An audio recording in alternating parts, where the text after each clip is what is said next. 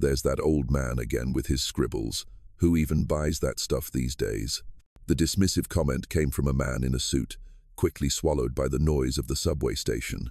From inside the ticket booth, Elena looked up from a thick engineering textbook. Her gaze swept past the departing customer and settled on a dim corner of the station, where an old artist was hunched over his flimsy easel. When her shift ended, she didn't head straight for the exit as usual. Instead, she walked toward the artist. "Good evening," Elena said softly. The man looked up, a flicker of surprise in his clouded eyes. "Tonight, do you have any of the moving trains?" The old man looked at the girl with the dark circles under her eyes from too little sleep, then back at his own charcoal sketches. "The trains?" he asked, his voice raspy. "They're always running, but nobody wants to buy a picture of something they see every day, kid. People want to see stars." "But I think they're beautiful in their own way," Elena replied, pulling a few spare coins from her pocket. "It's like a promise, that no matter how late it gets, there's always a ride to take you home."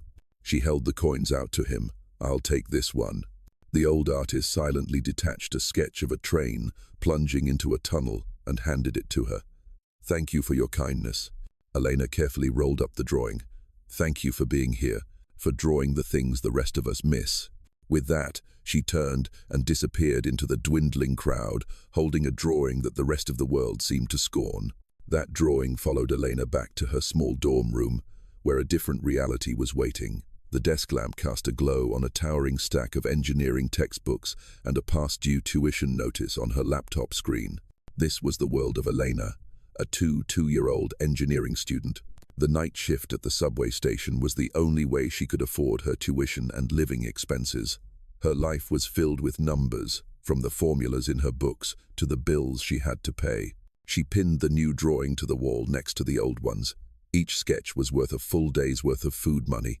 Her friends, if they knew, would surely call her a fool, and this wasn't the first time she'd done it. Buying a drawing had become a habit, a quiet ritual she performed every week. After getting paid, Elena would set aside a few spare coins.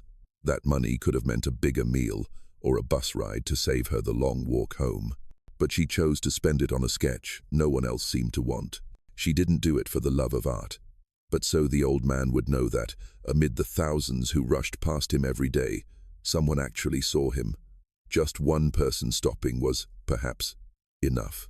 She'd sit at her desk, open her book, and get back to studying. The night was long, and she had to keep going. A few nights later, the wind turned. A bitter cold seeped into the station through the cracks, carrying the bite of the late-night air.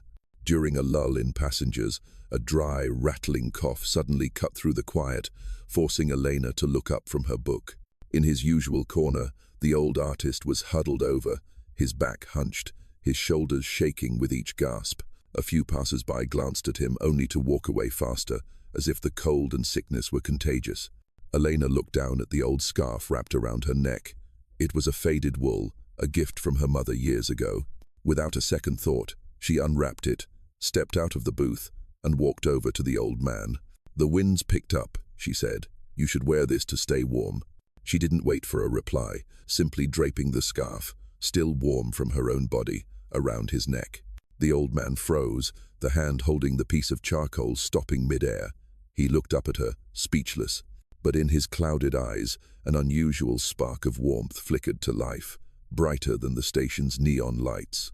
Elena just gave a small nod and quickly returned to her booth, leaving the old artist with the worn scarf and a silent, stunned gratitude. The next day, in the noisy university cafeteria, Sarah, her best friend and classmate, set her tray down across from Elena and gave her a scrutinizing look. "I stopped by the station last night to look for you," Sarah began. "Oh? Why didn't you call?" Elena asked, trying to hide how tired she was after the long night. "I saw you were busy," Sarah said, her eyes narrowing knowingly, "with your patron of the arts." Another drawing. Elena fell silent, stirring her drink. She knew that tone. "Look, Elena," Sarah said, leaning in and lowering her voice. "I don't mean to judge, but you work so hard for every dollar. Why waste it on those scribbles? All that money you've spent could have paid for a proper textbook by now, instead of you having to use the photocopier." Sarah wasn't wrong. Her words were the undeniable truth, the cold logic that Elena fought against every single day. "Do you really think he needs your charity? Or are you just being naive, Elena?" Sarah asked bluntly. Elena didn't look at her friend. Her gaze drifted out the window, but in her mind, she saw the old artist huddled in his corner. She saw hundreds of people walking past him as if he were air, just another part of the old wall, invisible and forgotten. She turned back to face Sarah, her voice not argumentative, but simply sharing a truth. "I don't know if he needs my kindness or not," Elena said quietly. "I just know what it feels like to be invisible." To Sarah, and perhaps to the rest of the world, it was a few wasted coins, but to Elena, it was a transaction. If her spare change could buy a single moment, even just a brief one where another human being didn't feel so alone and unseen, then it was worth every penny. The argument ended there, but Sarah's question hung in the air like a warning, and just a few weeks later, that warning seemed to come true. Elena received an email from her advising professor requesting an urgent meeting. She walked into his office with a rare sense of optimism. Her senior thesis project, a next-generation subway signal simulation system, was making incredible progress. She had poured hundreds of hours and countless sleepless nights into it. This was her ticket out of her current life. But contrary to her expectations, her professor didn't greet her with a proud look. He looked tired, almost pained. "Elena," he began, his voice laced with regret, "I have some bad news. Due to sudden departmental budget cuts, the board had to review all research projects. Those requiring high-cost simulation hardware have had their funding suspended." Each of the professor's words landed like an invisible hammer blow. Elena felt a ringing in her ears. "Suspended? What does that mean?" she asked again, her voice trembling. "I'm so sorry," he sighed. "It means we no longer have the funds to purchase the control circuits and specialized software. Your project, it can't continue." Elena's world collapsed in that instant. The ticket she had worked so hard to create had just been torn to pieces right before her eyes. Elena couldn't remember how she left the professor's office. Everything seemed to blur, and the only sound she could hear was the echo of his words, "Your project. It can't continue." That night, the subway station, the very place she worked to fund her dream, now felt like a tomb where that dream had been buried. The screech of the train sounded like mockery. Every passenger that passed, every ticket she sold, was a reminder of the future she had just lost. The harsh reality stood before her like a brick wall. Without the project, she couldn't graduate on time. Without graduating on time, her student debt would pile up, and there was no way she could afford another semester. All the effort, the sleepless nights, the rushed meals, suddenly it all meant nothing. Stuck. It was the only word in her mind. She was trapped. As dawn approached, after a long night drowning in despair, a cold, brutal thought began to take shape in her mind. Drop out. She wouldn't try to find another topic, wouldn't ask for an extension. She would just give up. She'd get a full-time factory job, or maybe a cleaning gig, anything that could pay the bills immediately. Manual labor, no degree required, no future. The dream of becoming an engineer who designed complex systems seemed to be over. From now on, she would just be a tiny cog operating within someone else's system. That night, Elena worked like a machine. No more textbooks, no more hope. In her head, the withdrawal letter was already written, just waiting for morning to be submitted. Her future now seemed just like the subway tunnel itself. Dark, with a single, straight track, and no turns. When her shift ended, she packed up listlessly. This time, she was in no mood to buy another drawing. Small acts of kindness felt meaningless when her own life was falling apart. She kept her head down and hurried past the familiar corner, wanting only to escape. "Wait, young lady," a voice called out, no longer raspy and weak like before, but clear and steady. Elena stopped short, turning in surprise. The old artist was on his feet, having risen from his stool. He wasn't holding out a charcoal sketch, but a large, carefully rolled-up scroll of paper. "This is for you," he said, his gaze serious. Elena hesitantly took the scroll. It felt heavier and stiffer than ordinary drawing paper. Curious, she unrolled it right there under the station lights. Her heart stopped. It wasn't a piece of art. Before her was a complete technical blueprint, drawn in blue ink with lines precise to the millimeter. Complex symbols, detailed specifications, and intricate notes on the subway's signaling and power distribution systems. This wasn't just any drawing. It was the detailed blueprint for the very subway line she was standing in. Even more, in a corner of the blueprint, she saw a diagram for an improved signaling system, an elegant and brilliant solution to the exact problem that had stalled her senior thesis. Elena's breath caught in her throat. This was not the work of a failed artist. This was the work of a master engineer.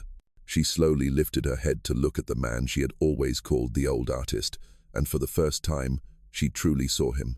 Under the sallow yellow light, he stood tall, and his eyes held a sharpness, an intellect that had been hidden for far too long. The weariness seemed to have vanished, replaced by a quiet dignity. How did you? Elena stammered, her hands still trembling as she clutched the blueprint. The man looked directly into her eyes, a subtle smile playing on his lips. I see you've realized it's not a common sketch. He paused, letting the truth sink in. My name is Adrian Cross. The name struck her mind like a bolt of lightning. Adrian Cross, the legendary name she had read over and over in her transportation engineering textbooks. A pioneer, the man who had laid the foundation for the city's entire subway system. A name enshrined in history, but a man who was said to have completely disappeared after retiring. Adrian saw the utter astonishment on Elena's face. He pointed to the blueprint in her hands, then gestured with his chin toward the dark, gaping tunnel. I was the chief engineer who designed this entire subway line, many years ago. Elena felt her knees go weak. The man she had given spare change to every week, the man she had wrapped her old scarf around, was a living legend in her field of study. Her entire worldview was turned upside down in that single moment. But why? Elena stammered, the question tumbling out almost unconsciously. Why would someone like you do all this? Adrian looked deep into the young woman's eyes, which were still filled with bewilderment. I didn't have to do this, Elena. I chose to. His gaze swept across the quiet station where he had sat for months. When I retired, I established a private research fund, a fund to sponsor young engineers who would shape the future of this field. But I didn't want to give it to just anyone. He turned back, his eyes sharp.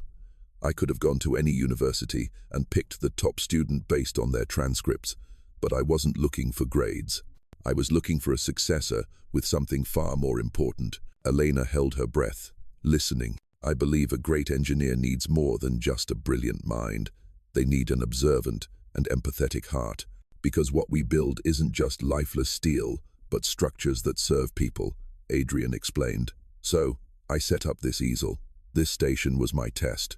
He smiled, a bittersweet expression on his face. Thousands of people pass through here every day. They're rushed, they're busy. In their eyes, I was just a failed old man, an invisible nuisance. But you were different. He looked directly at Elena. You were the only one who stopped. Week after week, you patiently bought the drawings that the rest of the world scorned. You offered your own warmth with nothing expected in return. You didn't just see an old artist, you saw a human being. That is compassion and patience. Those are the qualities I've been searching for all this time. Adrian's words echoed in Elena's mind as she stood there, frozen, unable to process what she was hearing. The withdrawal letter in her pocket suddenly felt heavy and meaningless. Adrian saw the confusion on her face and the lingering traces of despair that hadn't faded yet. I overheard your conversation with your advising professor, he said, his tone shifting from formal to caring, about your project's funding being cut. Elena looked up, stunned. My research fund isn't just for finding a successor, Adrian continued, a warm smile appearing. It has a more practical purpose. It's to ensure that worthy ideas are never extinguished simply for a lack of money. He placed a hand on her shoulder, a light touch that was full of confidence. Elena, consider your research project newly sponsored. The entire cost for the simulation hardware, the specialized software, and anything else you need to finish it, my fund will cover it all. Tears began to well up in Elena's eyes, not of despair, but of a joy so immense and sudden. It was overwhelming. The weight that had been crushing her for days was suddenly lifted. Furthermore, Adrian said, pointing to the blueprint in her hands, here is the solution to your problem. Study it, develop it, make it your own. It's yours.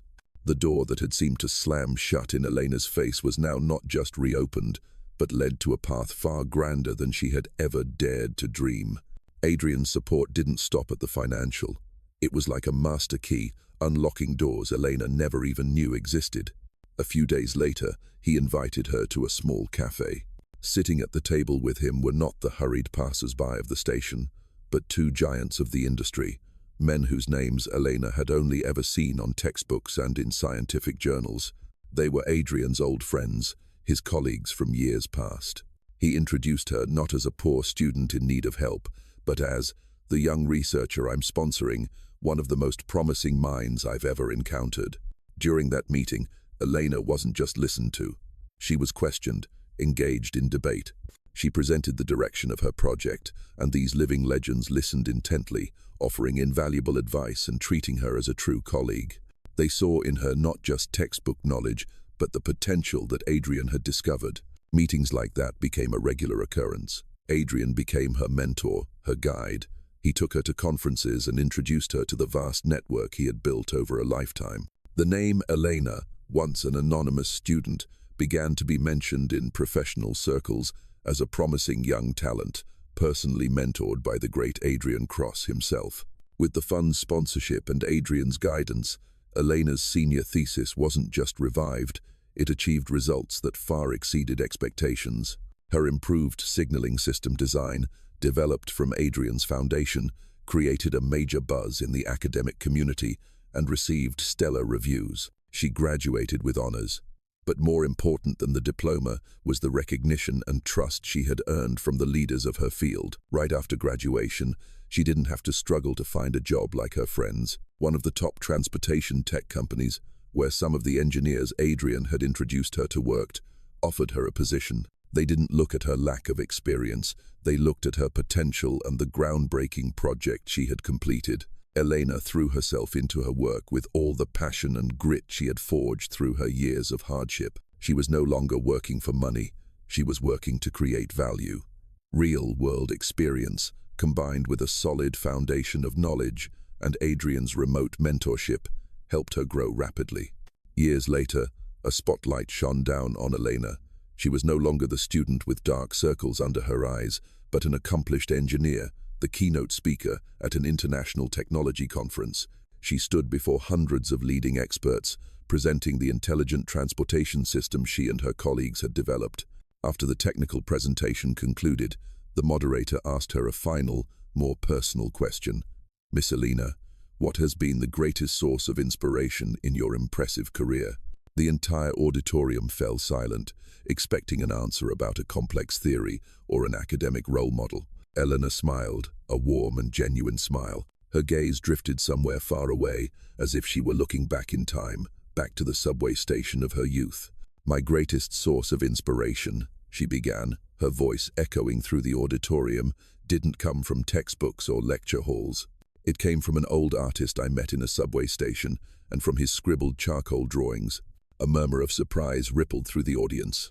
Elena continued, "At the time, I was just a broke college student, and spending my spare change on those drawings made no logical sense, but I did it anyway. I chose to believe in something that nobody else seemed to see any value in." She paused for a moment, letting her words sink in. "I learned that sometimes the path to our future doesn't begin with grand plans or brilliant strategies. Sometimes it begins with a single, small act of kindness, with the courage to buy a drawing that the rest of the world has dismissed." In the audience, sitting amongst the polished suits and academic faces, was an old man with white hair, sitting quietly. Adrian Cross smiled, a smile full of pride.